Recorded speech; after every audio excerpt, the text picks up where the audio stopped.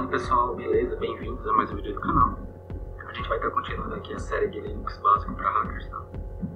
E nessa primeira aula aqui, né, a aula 1, digamos, a gente vai estar aprendendo um pouco sobre kernel. O que eu quero mostrar aqui não é para vocês como é feito o kernel, os processos que estão por trás de um kernel. Eu quero aqui mostrar apenas o mais básico possível, né? Apenas um entendimento do que é um kernel, como é que ele funciona, em contraste com o sistema operacional e com a parte física do computador.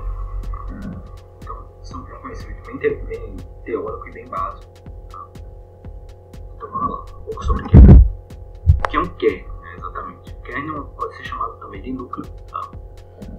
O sistema Linux é um kernel, como eu falei na aula anterior.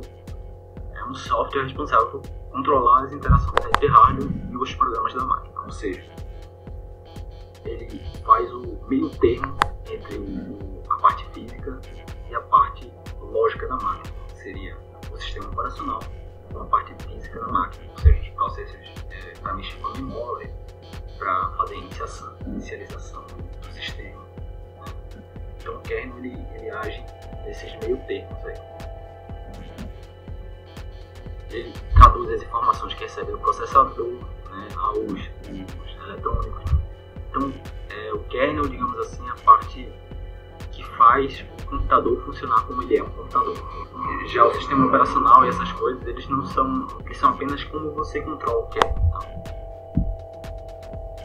É uma série de arquivos escritos em C e em assembly, né? Então é uma linguagem de baixo e, entre aspas, médio nível, que forma o núcleo responsável por todas as atividades executadas no sistema operacional. Tá? Aí como é que o kernel funciona na iniciação do sistema? Então, quando a gente liga o computador, como é que funciona? A gente tem o bootloader, né? O primeiro estágio do bootloader, o segundo estágio do bootloader, tem o software. Depois disso ele executa o kernel, tá? E aí o kernel começa as partes do boot e da parte do usuário. Tá? Então a gente passa primeiro pelo bootloader, depois ele vai efetivamente para as partes principais do kernel e passa para o usuário. Tá? É assim que o computador funciona. Para a gente entender melhor isso daí, a gente vai ver aqui algumas etapas. A gente tem aqui o bootloader na parte do ROM, ou seja, é a memória. Existe a memória RAM e a memória ROM. Tá? A memória RAM é a memória daquela placa que a gente tem no computador, né? Que é a memória que inicia junto com o sistema operacional. Então, trabalha junto com o sistema operacional, e a gente tem a memória ROM, que ela é na parte da inicialização do sistema operacional. O bootloader é a parte, digamos assim, de carregar as coisas do boot do sistema operacional. Aí ele inicia o kernel, efetivamente.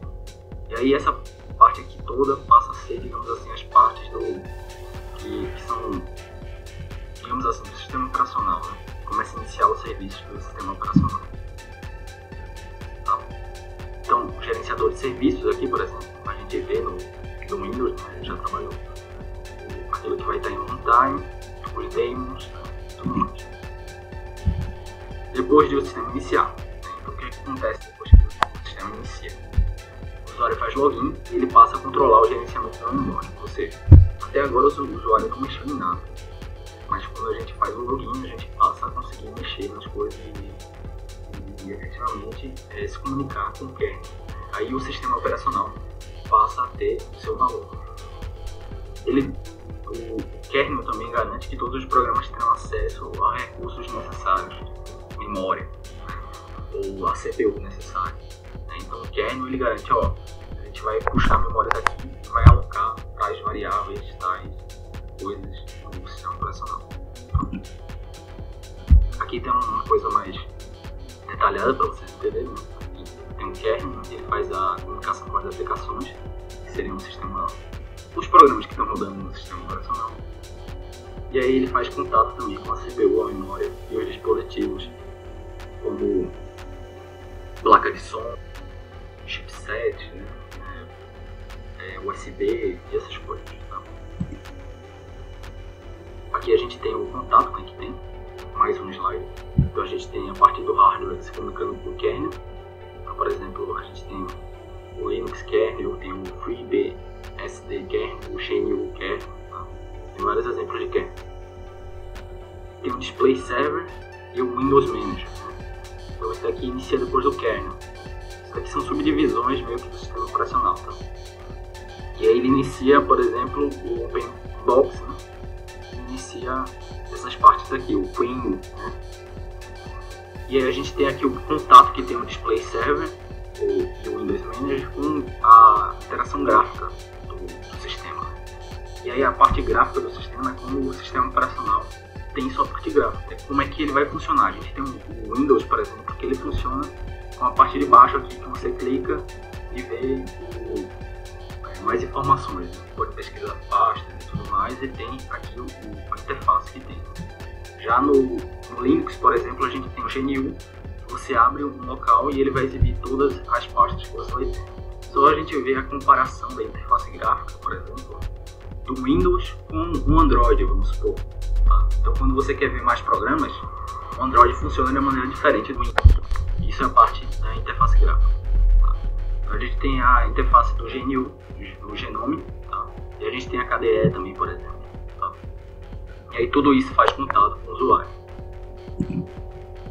Bom, aqui tem uma divisão um pouco mais interessante, que é o CPU, a memória RAM, os discos e as portas de rede são tudo parte do hardware. E aí o kernel, o que ele faz? Ele faz chamadas de sistema, ele tem os drivers dos dispositivos, então você que teve aí que instalar seu Windows e teve que atualizar os drivers, você estava atualizando pela parte do kernel. Tem um gerenciamento de memória, né? Então tem um gerenciador de tarefas, por exemplo, ele gerencia, ele mostra como é que está o gerenciamento de memória. O de processos, né?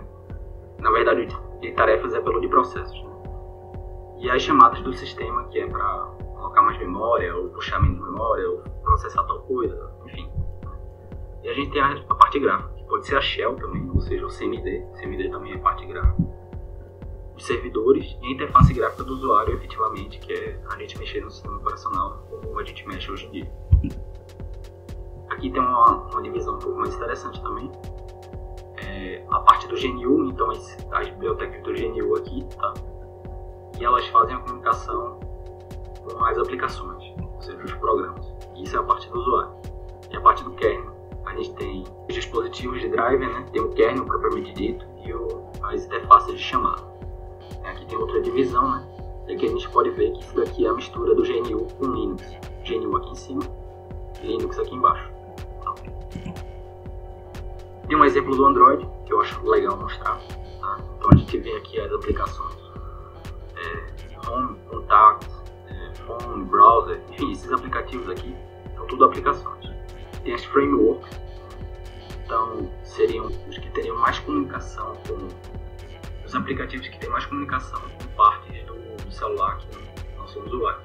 É aplicativo para chamada, para mensagem, o Windows Manager. Então são coisas que o usuário não usa muito, né? Mas ele tem para que o serviço e o sistema funcionem da maneira correta e o usuário até pode ter acesso. Tá? A gente tem as bibliotecas, que seriam para conseguir fazer as comunicações entre o celular, então isso aqui é a partir do código, mas tem um runtime do Android. Tá? E a gente tem a parte do kernel, né? Que seria os drivers, né? Então a gente mexe aí com o driver, a gente mexe com o kernel também, parte física. Então a comunicação com os drivers de câmera, com os display, né? As memória flash, né? Aquelas memórias que você bota extra ou que já tem no próprio computador. Áudio, tá? E diversas outras coisas aí. O keypad, o Wi-Fi também, tá? É isso. Hoje em dia, recentemente, a gente vem em certos programas tendo diversos privilégios em acesso à memória do kernel. Então, quando ele tem, a gente pode dividir isso hoje em dia por anéis, né, de privilégio. Isso é apenas para a gente lembrar, para saber um pouco. Que as aplicações mais comuns geralmente têm um nível de privilégio 3. Os dispositivos, né, tem níveis de privilégio 1 ou 2. A gente tem o último, que é o kernel, que é o acesso 0, tá? Que é o acesso total ao sistema, às aplicações do sistema.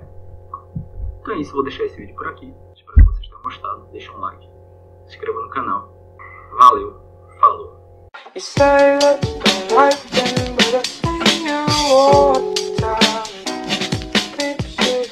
say